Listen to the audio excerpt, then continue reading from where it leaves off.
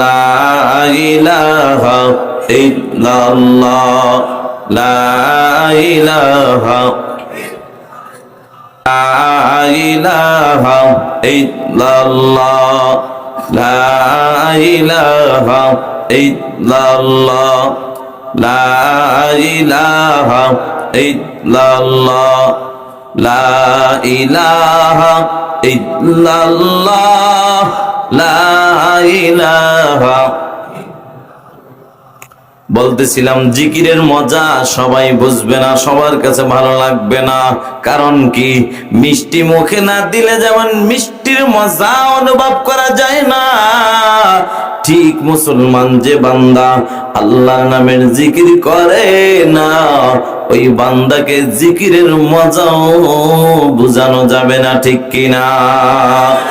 জিকিরের মজা বুঝেছিল নবীর সাহাবী হযরত বেলাল রাদিয়াল্লাহু তাআলা আনহু। উমাইয়া হযরত বেলাল এক আল্লাহর নামের জিকির করতেছে, উমাইয়া বেলালের উপর নির্যাতন চালাইতেছে। নবীর সাহাবী হযরত আবু বকর সিদ্দিক রাদিয়াল্লাহু তাআলা আনহু রাস্তা দিয়া হেঁটে যায়।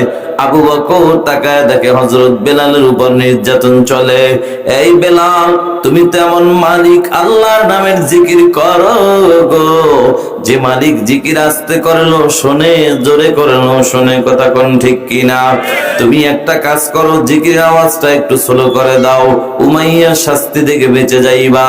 আবু বকর এ কথা বলে যখন চলে যায়, আবার আবু বকর যখন একই পথ দিয়ে রওনা হয়, আবু বকর তাকায় দেখে হযরত বেলাল সেই আগের মতোই জোরে জোরে আল্লাহর নামের জিকির করে। আবু বকর ডাক দিয়া বলে, ও ভাই বেলাল, এত করে বুঝাইলাম, জিকিরের আওয়াজটা একটু স্লো করে দাও, উমাইয়ার শাস্তি থেকে বেঁচে যাইবা। বেলাল ডাক দিয়া কয়, ভাই আবু বকর,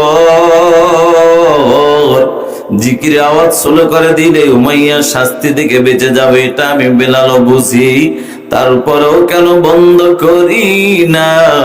শুধু একটাই কারণ, আমার মালিক আল্লাহর নামের জিকিরের মধ্যে যে আমি এত মজা পাই, আমার মালিকের নামের জিকিরের মজার সামনে উমাইয়ার সাজা আমার গায়ে লাগে না। আল্লাহু আকবার।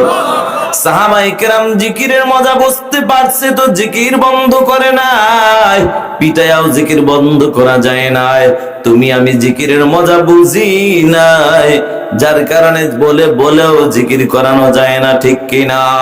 মুহাব্বতের সাথে লা ইলাহা ইল্লাল্লাহ লা ইলাহা ইল্লাল্লাহ লা ইলাহা ইল্লাল্লাহ লা ইলাহা